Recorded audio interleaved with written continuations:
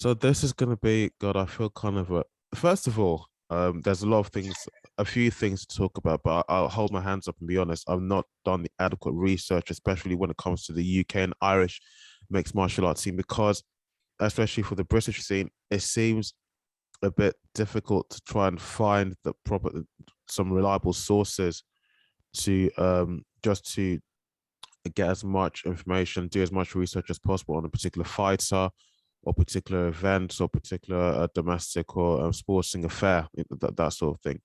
I was been looking, but even when you punch in UK MMA news into YouTube, you still get the dribs and drabs of what's happening in North America still. Because for some Right, reason, yeah, the names of those fighters right. still seem so predominant, and the algorithms on the internet seem to favor them over what's happening over here in the UK and in Ireland. So no, I do my best. Yeah, of course. Try to look. Yeah. There's something I saw about Anthony Joshua, that he had sold his belt or something, but I wasn't sure how genuine that actually was, or how genuine that actually is, because it's one of those videos someone puts out, and then it's almost, when you listened enough or watched enough of the content, you suddenly realize or start to think this is actually, or probably could be clickbait. The title was meant to just fool you and just make you. Clickbait, yeah. That's what I was Exactly. gonna say. Yeah. So Yeah. yeah. Because like a guy like that has so much money, well established. Why doesn't he just sell anything for any money? Like, it makes no sense.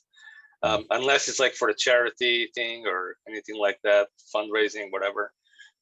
Yeah, I don't see any other reason for him to sell. Having said that, I don't follow boxing at all, so Mm. it could be true and I wouldn't know. It just wouldn't come up on my feed whatsoever, because I don't follow anything to do with boxing. I'm just like pure MMA. Which is good. Maybe it's me, or just because ever since I've been following mixed martial arts, I've been trying to keep to follow mixed martial arts, because mixed martial arts and Mm. boxing are related. They're both combat sports. Like, but boxing has been around for a lot longer, and boxing still seems to be far more respected than mixed martial arts. Even people who are not really affiliate, or are not really, you know, strong or loyal mixed But martial arts fans. but let me say that's not going to last for a long time. Um, the the boxing scene is for sure gonna gonna get surpassed by MMA, and me and you are gonna see this in our lifetimes. It may be like 10 years, 20 years, something like that, but MMA is for sure going to take over You all think combat so? sports. It's going to be king. It's You inevitable. you Yeah, think so? 100%. 100%. Well, okay. Yeah, I yeah, yeah, you absolutely. you say that, I'm still kind of sitting on the fence about that. And I say that because well, first of all, let's talk about the salary end of things. When it comes to being paid your worth as an athlete, boxers are paid far more, Don't far even in the go there. Like, millions. think about this. You said that boxing has been around for ages, right? And it's true. Yes, Uh, I think it goes like over, way over that's 100 years, right? yes, Way yes. over, right? MMA only started in 1993.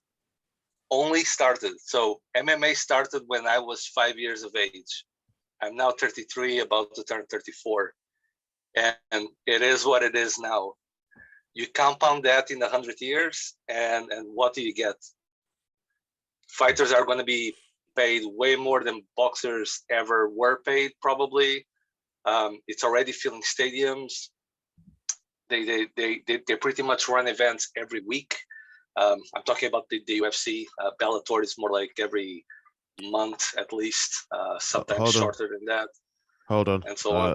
Let me adjust the page of this, because I should be seeing you alone. So this would be a mistake. So when I'm producing and editing this, I'm using my phone camera, which is a bit better quality than my than my webcam. Mm.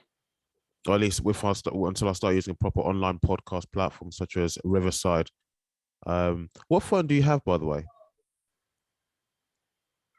an S20 and an S9. Samsungs. Yeah. So that could work with Riverside. Maybe the next time we record, I could open Riverside. I know my equipment works with Riverside; it's compatible and everything. So so I'll go online and try and send you a link, just a test link, test connection, and see if your stuff's compatible. Because I tried the same thing with David. Unfortunately, his device wasn't, so we had to stick with the old school Zoom. No, not right now. Right. Okay. Yeah. Right. Right now, no. If I'd known beforehand, then maybe, yeah. Yeah. But no. Okay. Back to what we were saying. Boxing. I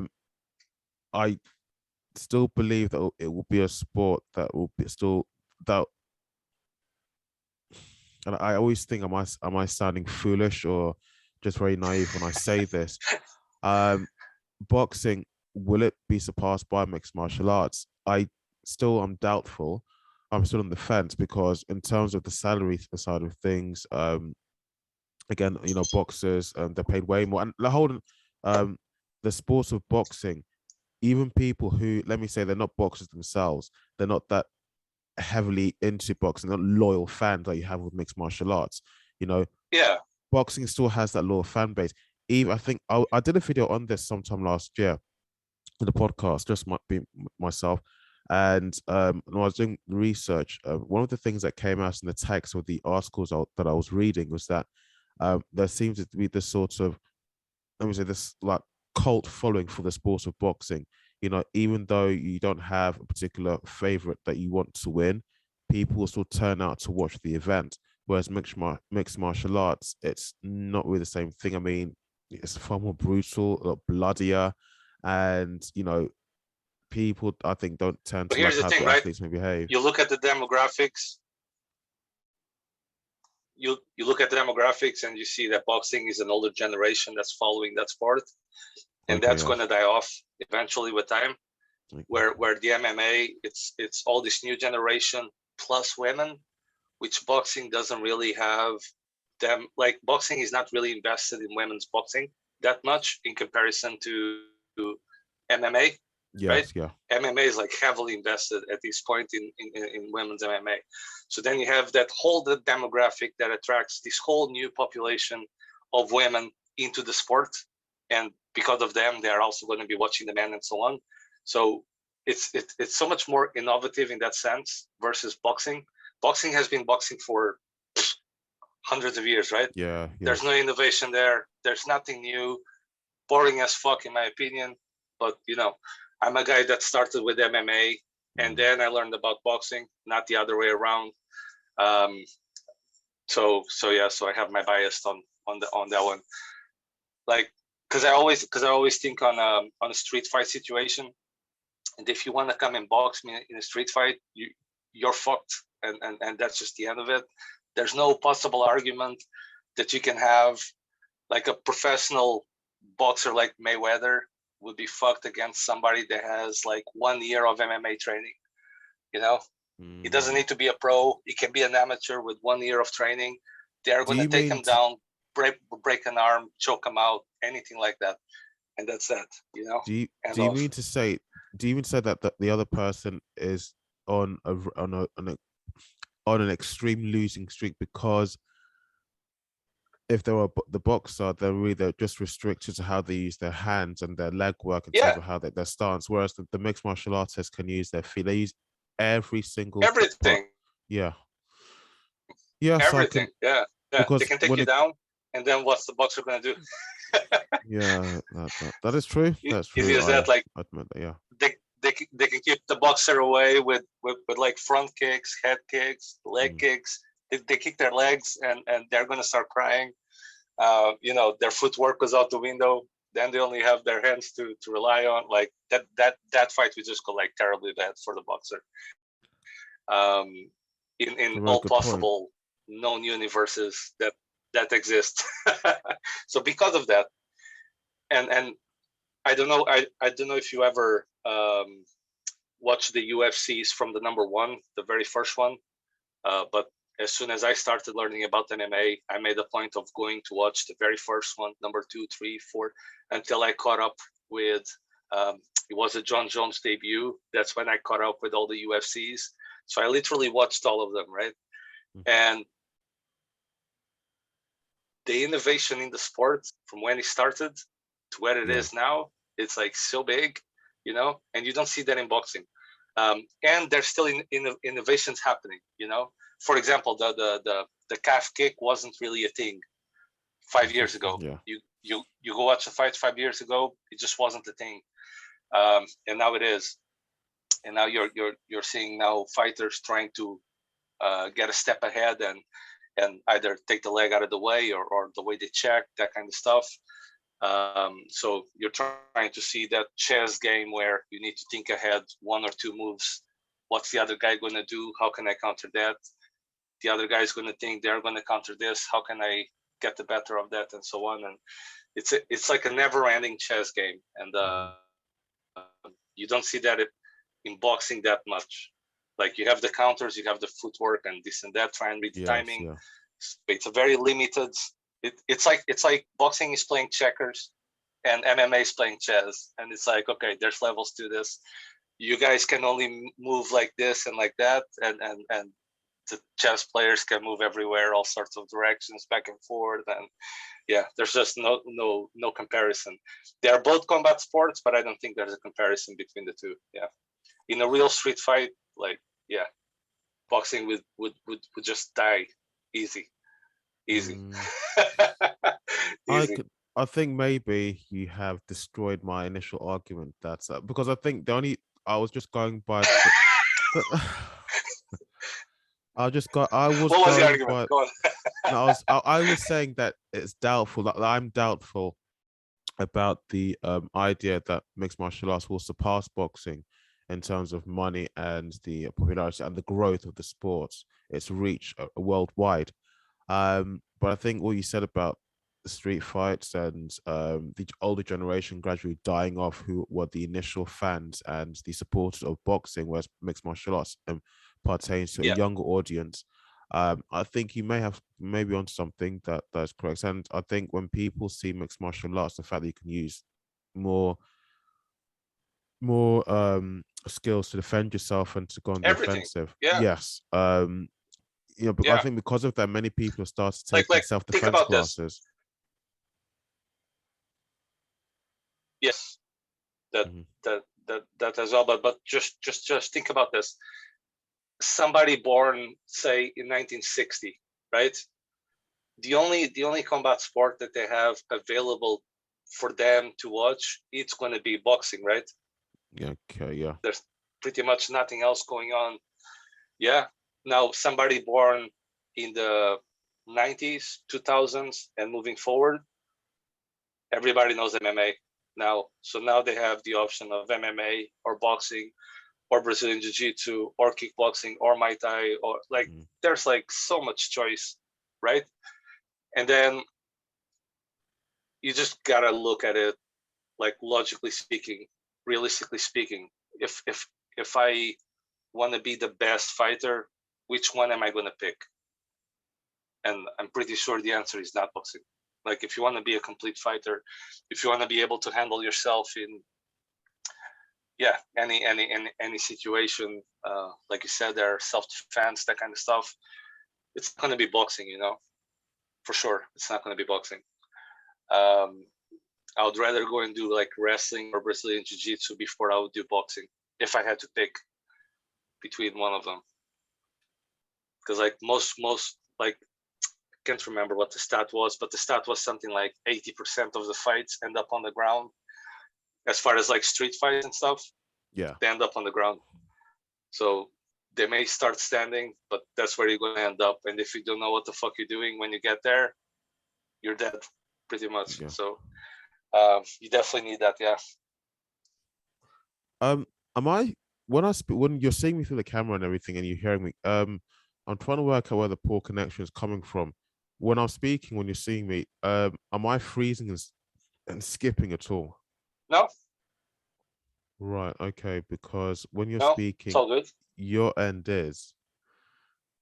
So it might be an issue with my connection. Maybe my laptop is struggling to keep up with the software. All right. I'm on the Wi-Fi, and yeah, it's working well. I can get everything. I might need to Yeah, give my and I have here that's my other computer uh with the no IMF reports from Team Ireland. I have it here open, and I have the verdict app as well with the upcoming events and the previous events, the results and all that stuff. all right. So ready to hit those if you want to talk about those as well. Sure thing. Now after this, after our episode, I think I need to give my RAM a good flushing out because it seems so clogged. But anyway, let's move on to something that's his name alone is so annoying. David will know who I'm talking about when I mention when I talk like this, when I speak in between the lines. Oh. You know who he is. He recently made a video just disrespecting the one of the what I call him the CEO of the UFC or the one of the former CEOs of the UFC. That diss track.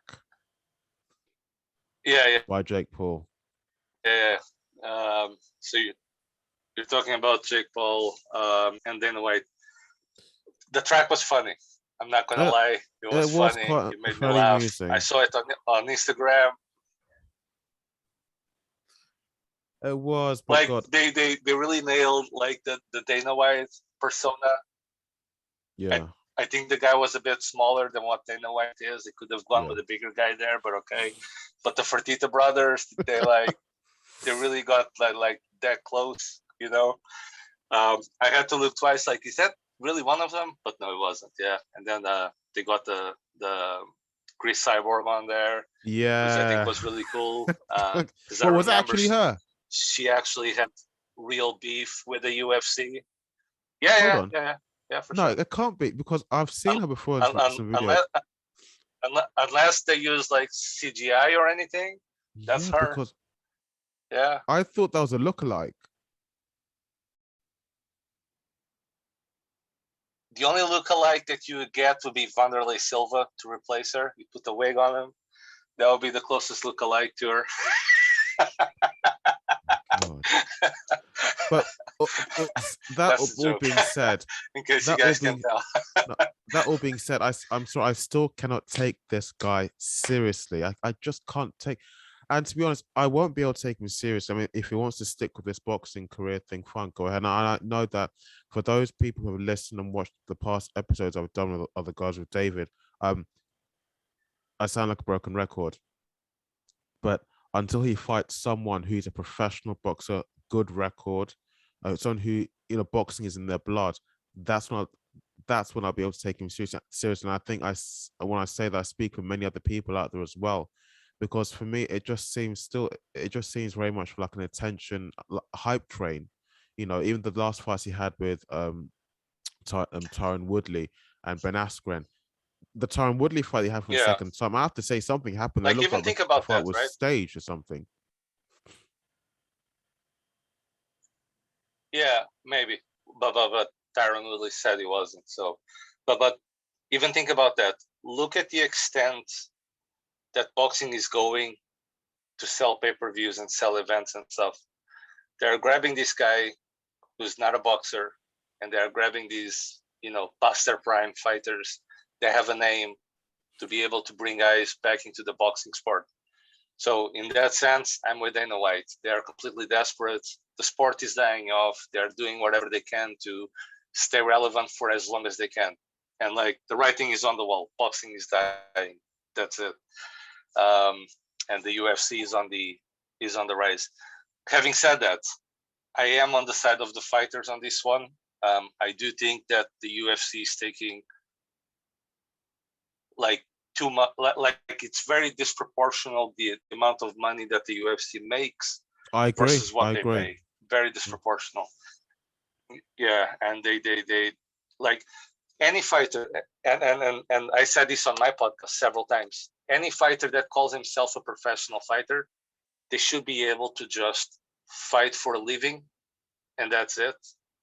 They don't do anything else. So say a fighter fights every 3 months, they should be able to at least get, say, for example, an average job, right? 1,500 pounds a month, something like that.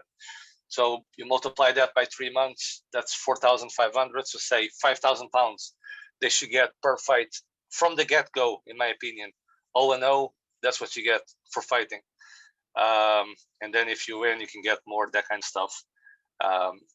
And yeah, that's my opinion on that. So when you then scale that up all the way up to the UFC, which is supposed to be the top of the food chain, to be paying 10 and 10, like, come on, that is like breadcrumbs or something. Yeah, I definitely, and like guys like Ngannou getting like $500,000, like, come on, dude. You go and look at the fighter salaries, heavyweights, and there are heavyweights that were not champions that were being paid more than that, more than 500,000 for the fight.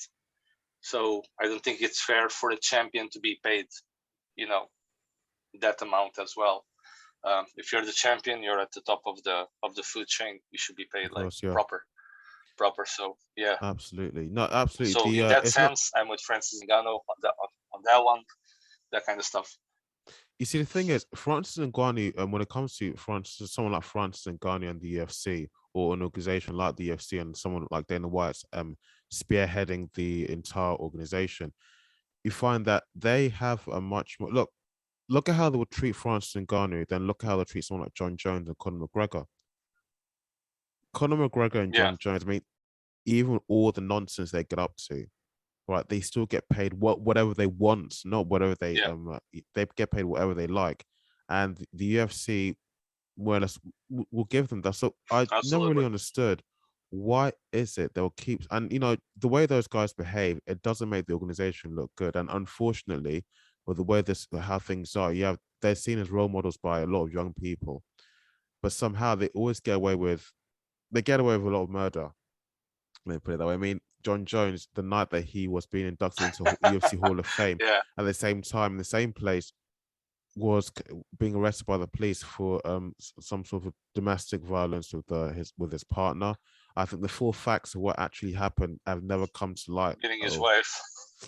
Yeah, and it's well, but I mean, it's an argument that's been had for so long, and nothing's really changed. I think until someone like Dana White actually leaves the organization, which I don't think is going to happen anytime soon at all.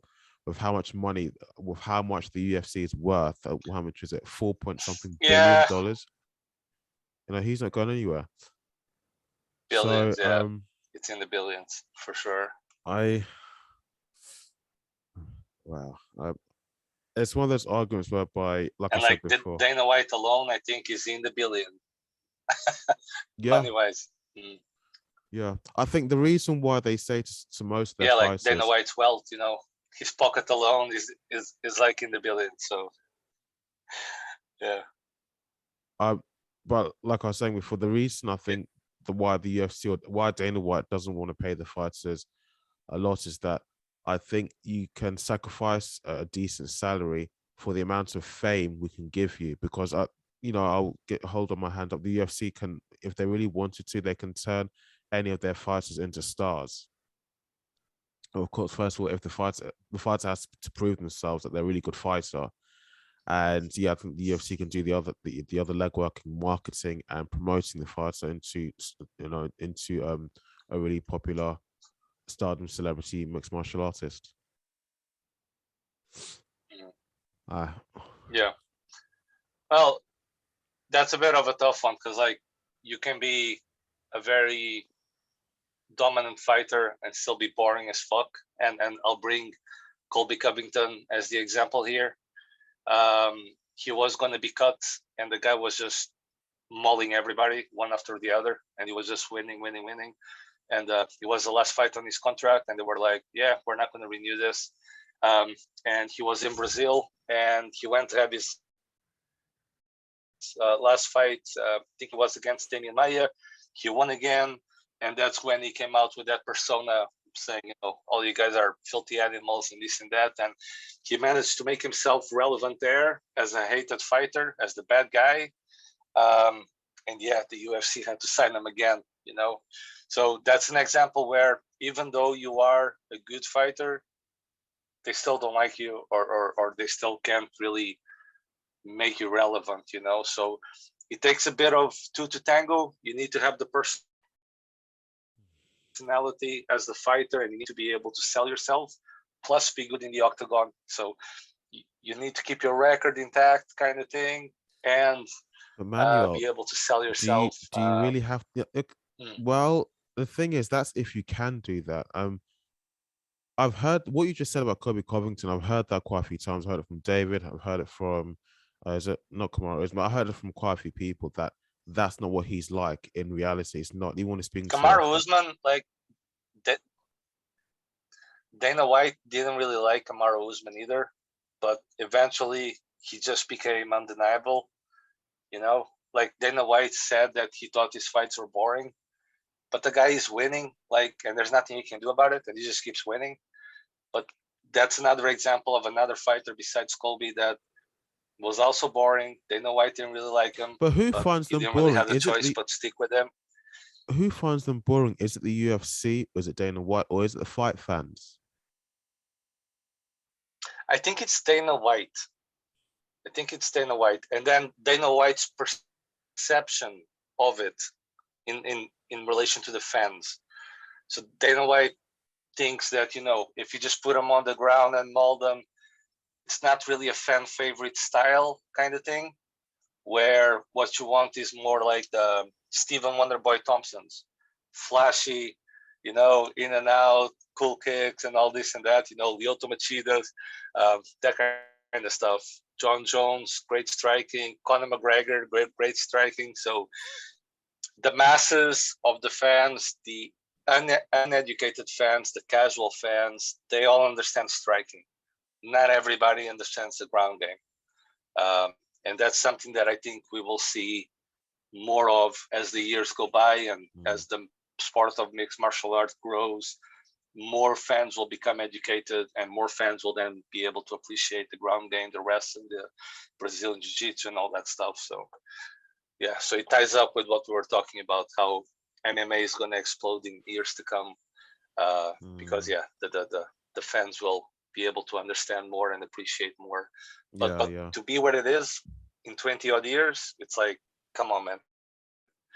In another 20, nobody's going to be watching boxing, probably. It's just going to die off. Yeah. You might be right.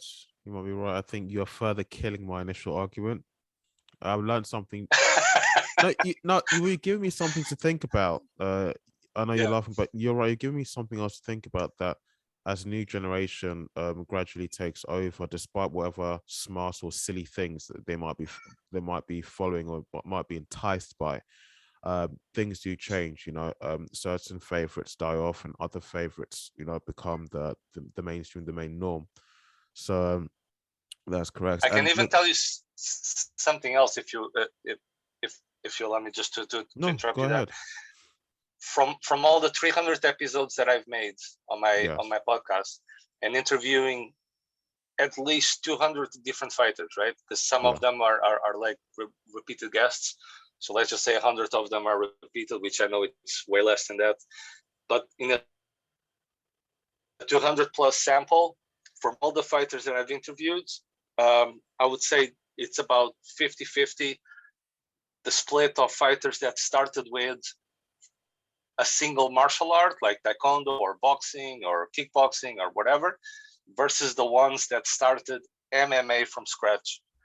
And you're now seeing this new generation of fighters that start MMA from scratch. So they join an MMA gym. They're not joining boxing first and then making the transition. They're joining MMA from the age of 10 or 12.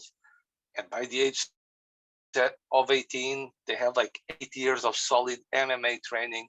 They can fight on the ground. They can fight against the cage. They can fight strike, like whatever. It doesn't matter. And this whole new generation of fighters like that are going to start coming out. They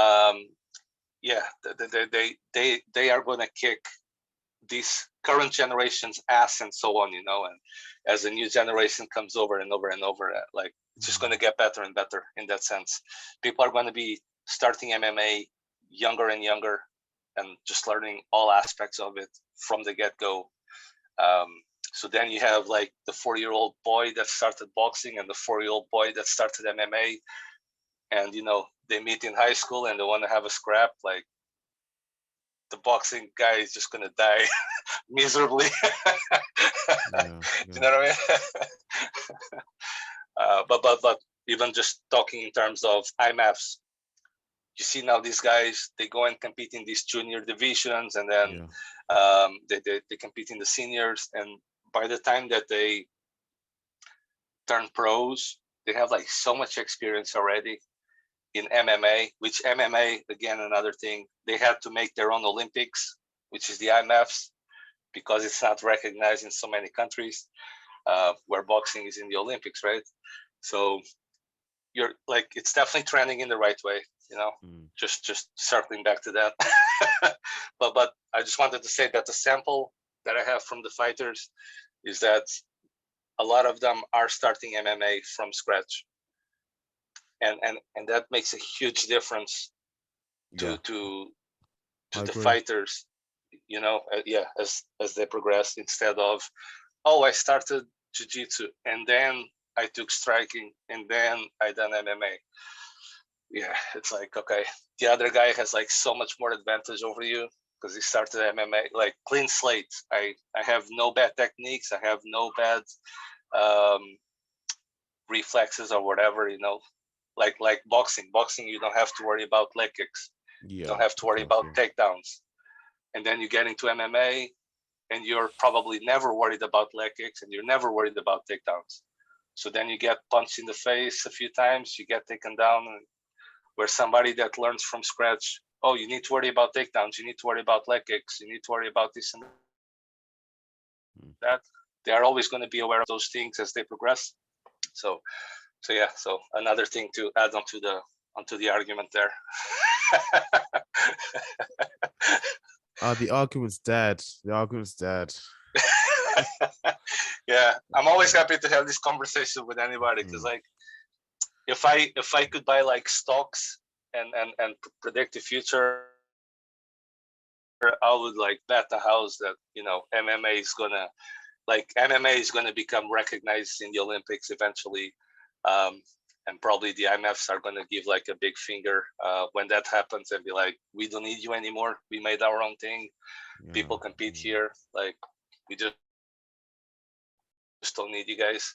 To happen every 40 years versus IMFs that are happening like twice a year. They have one around the summertime and then they have one at the end of the year. Like your model is like so like antiquated, and like past generational kind of thing, where nobody had internet and it's like every 4 years, okay, we do something, and people fly over to watch it and all this and that. And now it's like, nope, got my phone, I can stream it, got my laptop, whatever, I can just watch it from home. Yeah, like you can see the difference. MMA is like adapting to the current times, current technologies, current trends, and and so on. Rant's over, sorry. Well, it wasn't for me. It's very informative and very educational, because a lot of what you just said there, I can see when you look around you. That's what I see. With MMA, the only drawback I think before it merges into the Olympics, although you have the IMMAF, I think mixed martial arts can be quite bloody and gruesome. There have been some fights in the UFC, Bellator, One Championship, and PFL, where just the injuries and how dirty the fighting is. But that's professional level, right? Remember, in the IMFs, you're not allowed elbows, you're not allowed knees to the head either. So you have to wear the shin pads. So it's not like you're going to connect your shin bone against someone's like forehead, for example. So there are differences, in the same way that in the boxing, in the Olympics, you must wear the head guard. Boxing gloves are bigger and so on.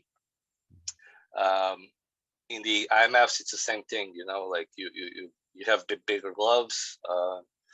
Yeah, no elbows, no knees, and even the submissions. There are submissions that are not allowed, such as I think it's the ankle locks. Some of the ankle locks or knee bars or something, they're not allowed, because those are the ones where if you're not experienced enough, your knee can pop or your ankle can pop, and you literally don't feel any pain prior. So it just goes from 0 to 100 like that. And if you don't know what's coming, you don't tap because you don't feel pain, but then your tendon just explodes. So those are not allowed. So those are for the pros, the pro ranks. So yeah, so like you go watch any IMMA, yeah, IMF, Okay. yeah, I'm a fuck, Yeah. fuck trying to say like every single letter, IMFs. Yeah, and you don't really see like blood, like too much blood or anything like that. And I think that's a testament also because fighters know they have to progress day by day, Yeah. Of course. So Yeah. where in a professional fight, that's your only fight in a 3-year span, and that's it. You have nothing to do after that fight. IMFs, you fight day 1, day 2, day 3, day 4, and day 5. And you're fighting against somebody else that has also gone 4-0 in 4 days, and you're 4-0 in 4 days. And now in that last fight, you guys can let everything go because after that fight, it's all done and dusted. A big holiday. But again, still, most of the injuries you see is from elbows because this really cuts, Of course. flash. Yeah. Yeah. Knees again to nose, face, whatever that can break bones and make you bleed. But again, gloves are bigger, so less chance of that happening. Yeah, so again, precautions are being taken so that it's not as bloody or gruesome or whatever words you want to use as the professional thing. And I think that's the right thing, from an amateur perspective. You got to think these guys are not getting paid. Most of them don't get any backing from the government, so they have to do all the fundraising themselves. They have to look for sponsors. Like most of the athletes that I had on, they are paying about 2,000 euros or 1,500 pounds out of their own pocket to fly, pay for accommodation, food, all that stuff, just to be able to go and represent their countries Yeah. Yeah. Yeah. in a sport that the country doesn't recognize. Fuck. Yeah. Yeah. Not cool, man. So for that, I Yeah. don't think they should be taking that much of a risk in that sense. Like there's no need for elbows, there's no need for knees, there's no need for But I one of us think to. the gruesome aspects, if you're a loyal fight fan, that's what makes the whole thing more entertaining. I know it sounds quite sickening, but the spinning elbows, the knees, the striking, just the ferociousness of how how a mixed martial arts athlete can be in the cage when he or she is fighting. Yeah, That's the of course, but entertainment again, factor. Yeah. you can save that for the pros. Like the IMFs are asking for like £3.50 for a stream. You go UFC and you have to pay 70 whatever dollars it happens to be now. I think it's $75 or 74.99. So you pay for what you get, really. If that makes sense. No, of course. Yeah. Like if you're paying 70 odd dollars, I expect them. I'll paint that just bleed on my forehead and I'll be shouting and everything like But if it's an IMF, I just want to see, you know, like. Let me give an example here. Max Lally, top prospect coming out of Ireland, 4-0 undefeated, going into the Worlds. He already got gold medal in September from the juniors. He was 17, turns 18 in August, starts competing in September. First round submission against a guy that had like 12 fights, and then wins the title on his second fight, defends the title, gets another title. So in 4 fights, he's a champion of 2 different organizations, undefeated, and he goes to compete in the Worlds. I want to see what he's bringing, how much more technical he's becoming, what skill, like where does his skill lie against these Dagestani dudes or like the strikers from Holland, or I want to see, like, I know from Ireland, he's probably the best. He's the name you're going to be hearing in years to come. Max Lally. Write that down, guys. And what happened? He went 5-0, 6-0, and then he had to pull out on the third day because he dislocated his shoulder in the fight. Still finished the fight. Still wins the fight, right? With like a messed up shoulder, couldn't lift his arm. And then withdraws from the competition on the third day. So the guy is now like 6-0, and again he's fighting. I think he's in April at the IUR Fighting Championship. So that's the kind of stuff that I want to see. I'm not there to see blood and guts and like people getting hurt. I'm there to appreciate their learning curves as fighters, because I know I'm watching amateurs. So again, it's down to the casual fan, hardcore fan, all these people to be educated and know what they're watching. Like, what am I here for? I'm not going to be tuning in into a third league of football expecting to see David Beckham's or Cristiano Ronaldo's, or, I'm not expecting that shit. It's going to be like some local football club or something. So it's kind of the same comparison in that sense. Like, if I'm tuning in for an amateur competition, I'm not expecting pro level fights, pro level injuries, pro level this and that. I know what I'm getting pretty much, and that's going to be up to the fan to know as well a little bit in that sense. If I'm going to watch Bellator or UFC, I can't expect to get the same kind of show from, say, Cage Steel, or Clan Wars, or, it's just not going to be the same. Of course, yeah. Of course. I mentioned at the beginning of the episode, it seems so difficult to source out just news of what's happening on the mixed martial arts scene, or at least the combat sports scene over here in the UK and in Ireland. I was looking on YouTube and I saw there's one channel there called UK MMA News, but even then, I think some of their videos are a bit 3 months old, 4 months old. Do you know the channel? I know the Instagram page, not on YouTube. Okay. I looked on their YouTube channel, but a lot of their videos, it looks like they haven't posted for a while. But it just seems so almost impossible to find out what's going on in the British and Irish mixed martial arts scene. So when doing research on these guys, some of these guys that I've kind of started following now, since I've tried to focus more on the local scene, it seems to be impossible to find just what they're getting up to, things have started, just anything relevant to mixed martial arts that involves them. So that's one of the things I do hate about it. And when you're trying to dig up any MMA news about the local scene, you always get big bits and pieces of what's happening on the UFC, PFL, but it's always dominated by the big names. Even I think Cage Warriors. Are they not? They're not affiliated with the UFC, are they? They are, yeah. They are, yeah. Was that something they did like?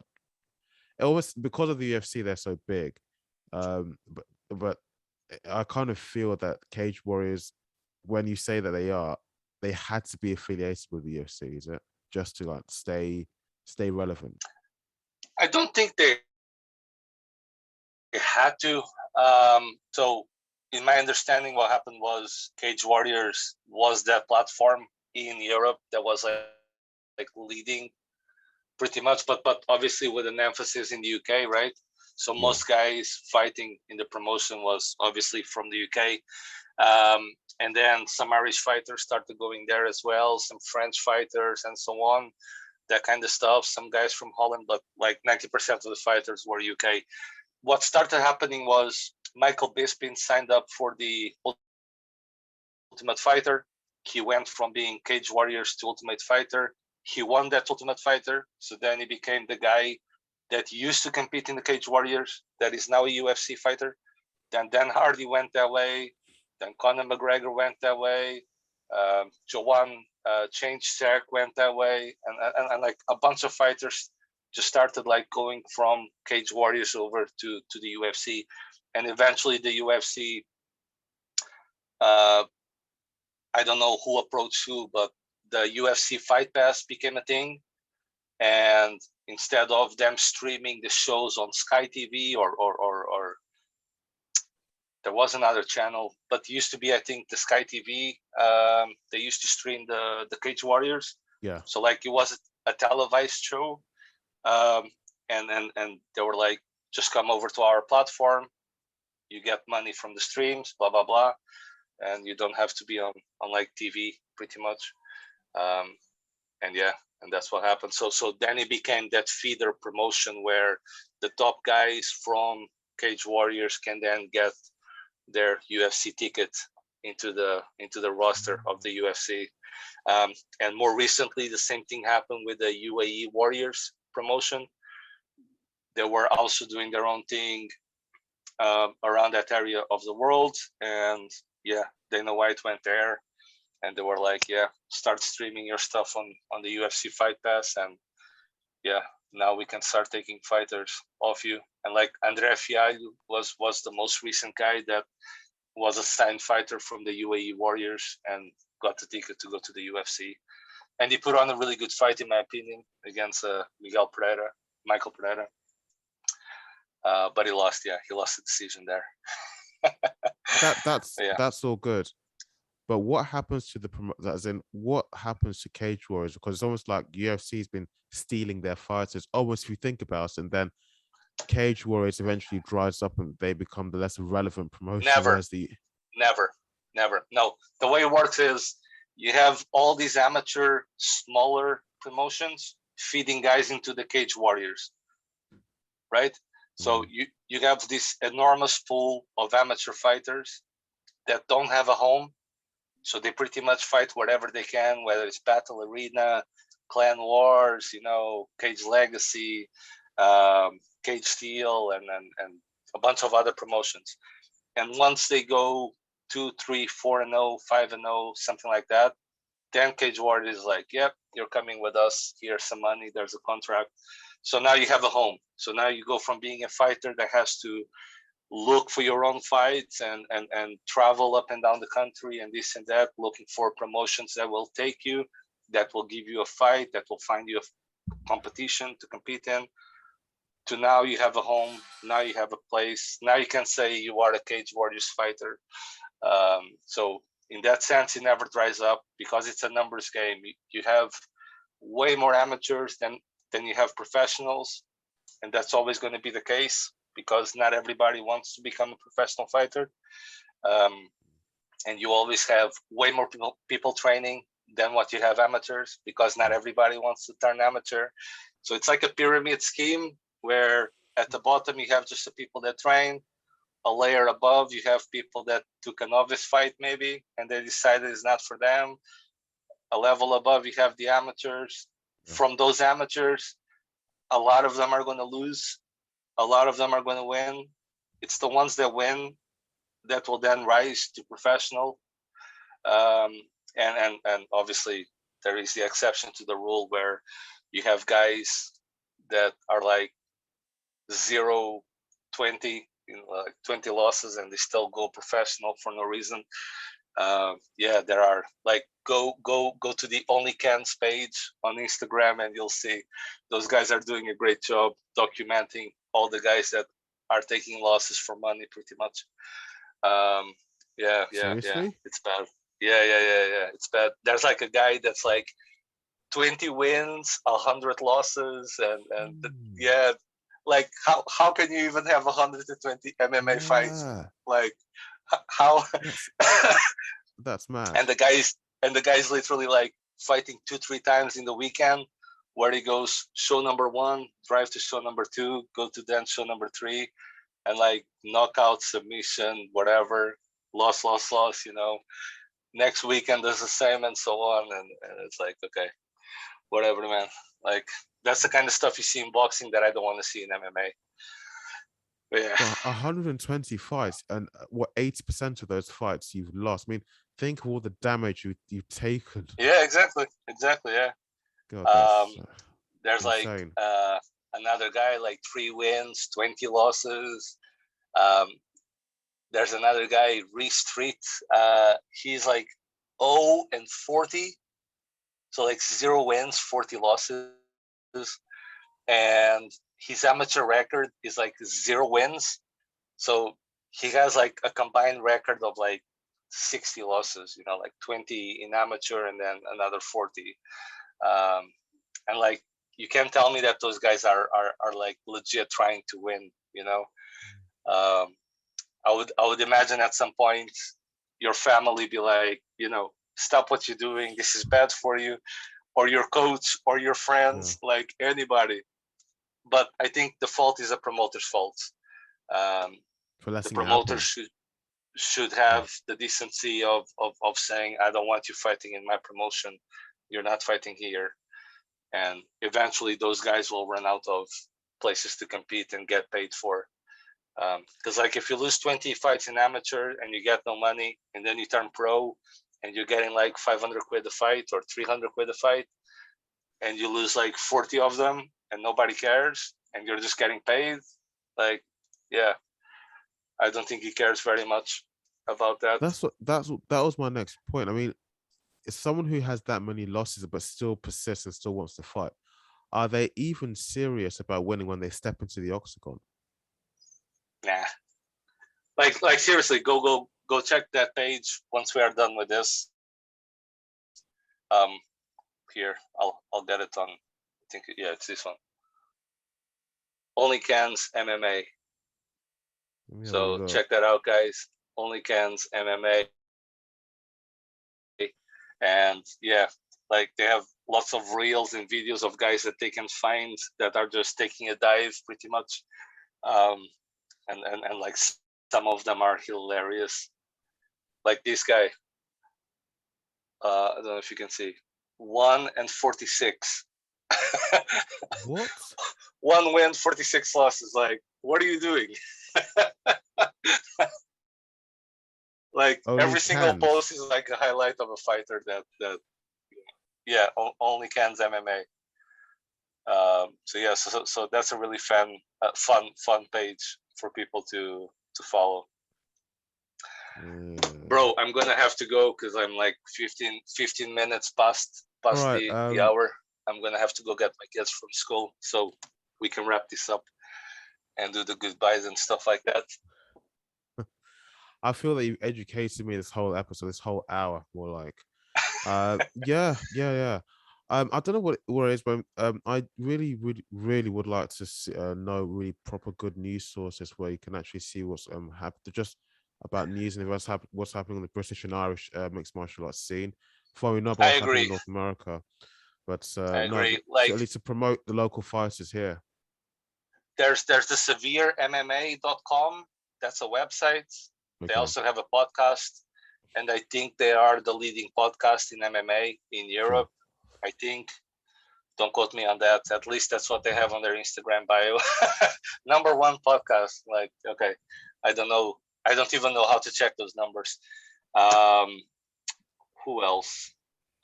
There's a British MMA scene. He does a great job, Mason. Yeah. No, I know him. Yeah. I really like his page. He does, like, he's always like on top of all the British and Irish fighters as well. The likes of Ian Gary was always like featured on his wall, that kind of stuff, every time he was fighting or every time he is fighting, that kind of stuff. So that's another good one to keep an eye on. I only tend to post if it's like, for example, a guest that I had that was like amateur and now he's having like his pro debut or this and that. So like, I want to keep mine relevant to what I'm doing, which is to bring light to these amateurs, prospects coming up. So like, my latest post is about Noah Mannion. He's fighting in London. Is he the guy they wants me to go and see? Yes. I thought so. I suspect this as much. Yes. Ambition Fight Series. I'm still waiting on an answer from them. But I already got the answer from the Fight Ticket. So Fight Ticket and I made an agreement where I'll have access to all their events online, so I can watch it obviously from home. So I'll be watching this event from home, for example, 5th of February. And yeah, any events going forward as well. And yeah, I'll just promote their stuff on my page every time they have an event.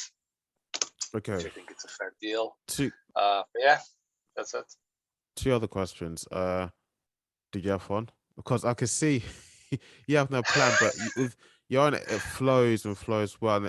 And when you say or answer anything, I have a question for you, and then I guess that when I say an answer, you have a question for me, so it flows really well.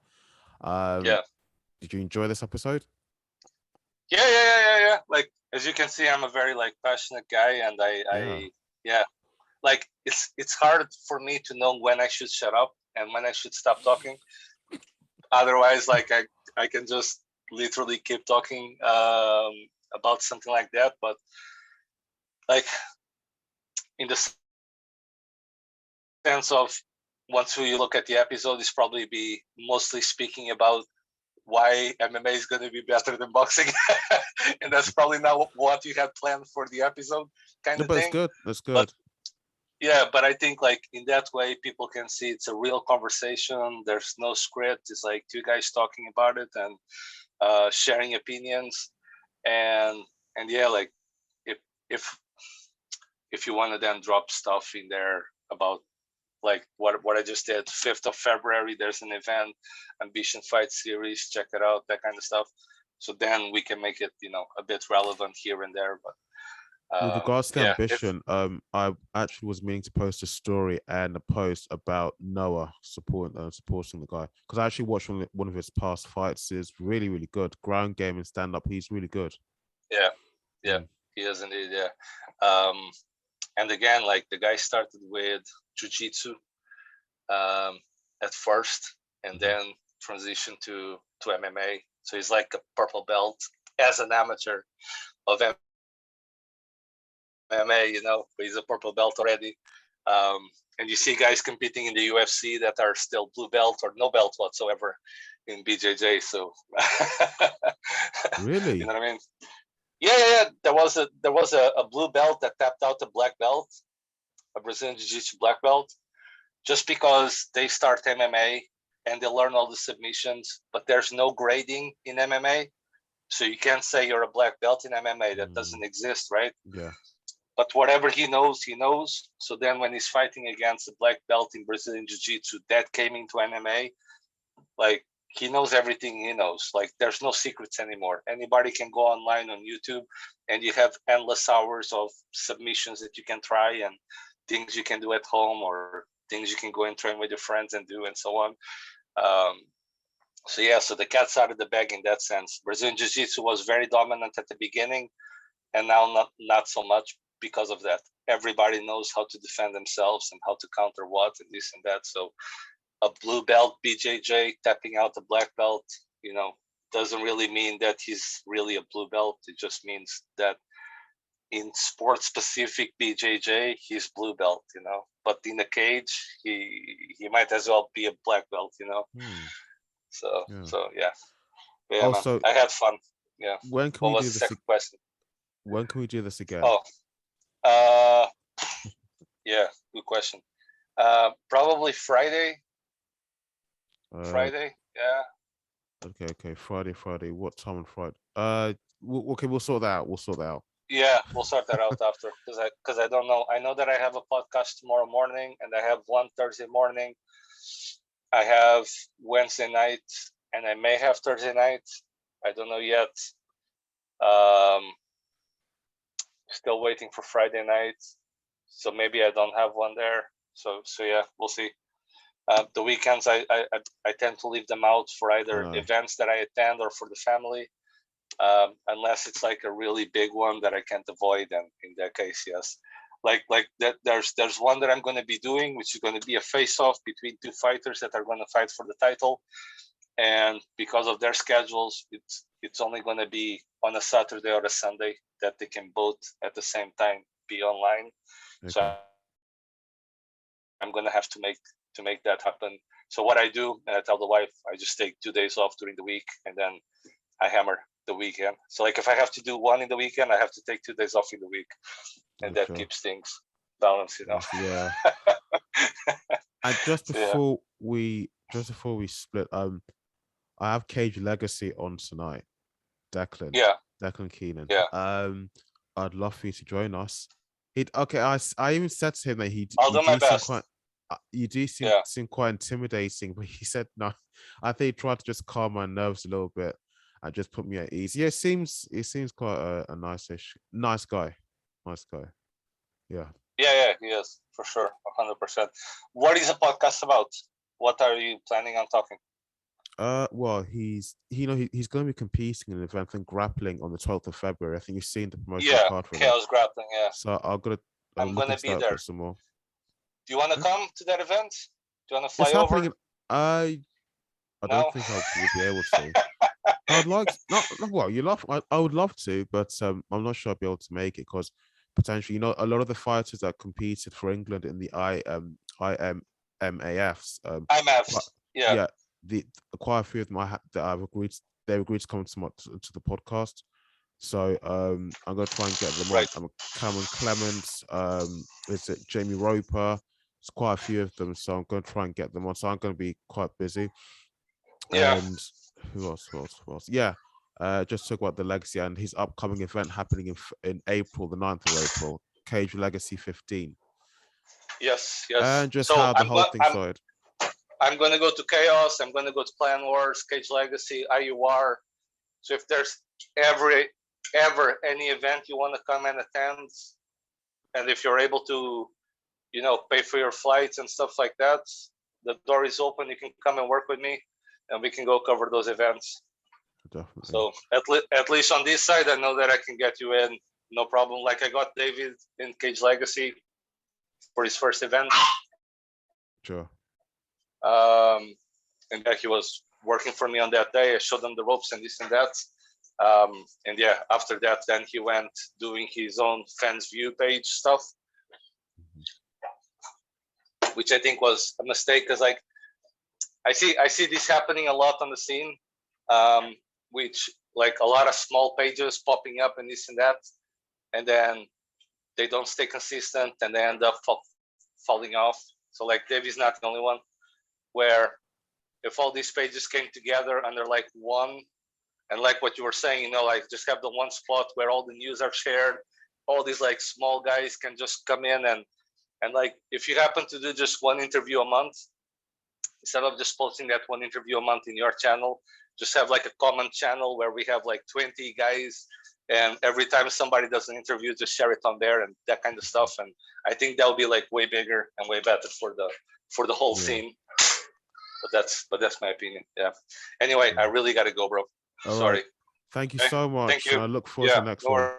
Take care.